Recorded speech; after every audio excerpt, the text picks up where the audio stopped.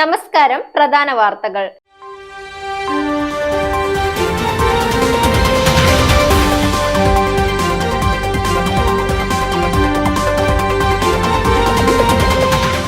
രാജ്യത്ത് അഴിമതി കുറഞ്ഞുവെന്ന് കേന്ദ്ര ധനമന്ത്രി. ഇന്ത്യയിൽ അഴിമതി വർദ്ധിക്കുന്നതായി കണക്കുകൾ. ശബരിമല വിമാനത്താവള പദ്ധതി കേന്ദ്ര സർക്കാരിന്റെ ക്ലിയറൻസ് ലഭിച്ചു മുഖ്യമന്ത്രി. ആരോഗ്യനിലയിൽ പുരോഗതിയുണ്ട്. എല്ലാവരുടെയും പ്രാർത്ഥനയ്ക്കും പിന്തുണയ്ക്കും നന്ദി. മായങ്ക് അഗർവാൾ.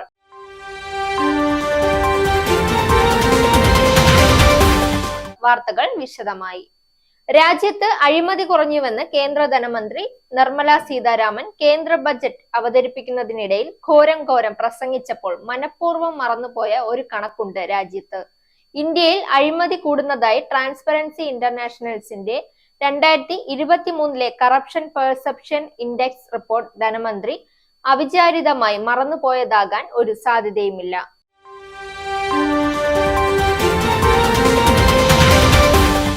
ശബരിമല വിമാനത്താവള പദ്ധതിക്കായി കേന്ദ്ര സർക്കാർ ക്ലിയറൻസ് ലഭിച്ചുവെന്ന് മുഖ്യമന്ത്രി പിണറായി വിജയൻ നിയമസഭാ സമ്മേളനത്തിൽ സംസാരിക്കുകയായിരുന്നു അദ്ദേഹം. വിമാനത്താവളത്തിന് സുരക്ഷാ ക്ലിയറൻസ് ലഭിക്കാനുണ്ട്.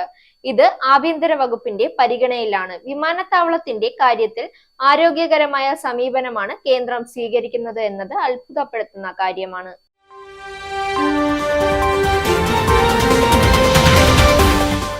ഇനി കായിക വാർത്ത.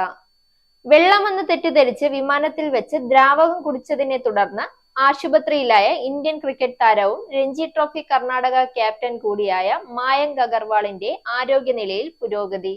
താരത്തിന്റെ ആശുപത്രിയിൽ നിന്നുള്ള ആദ്യ ചിത്രങ്ങൾ പുറത്തുവന്നു. അദ്ദേഹം തന്നെയാണ് സാമൂഹിക മാധ്യമങ്ങൾ വഴി ചിത്രങ്ങൾ പങ്കുവച്ചത്.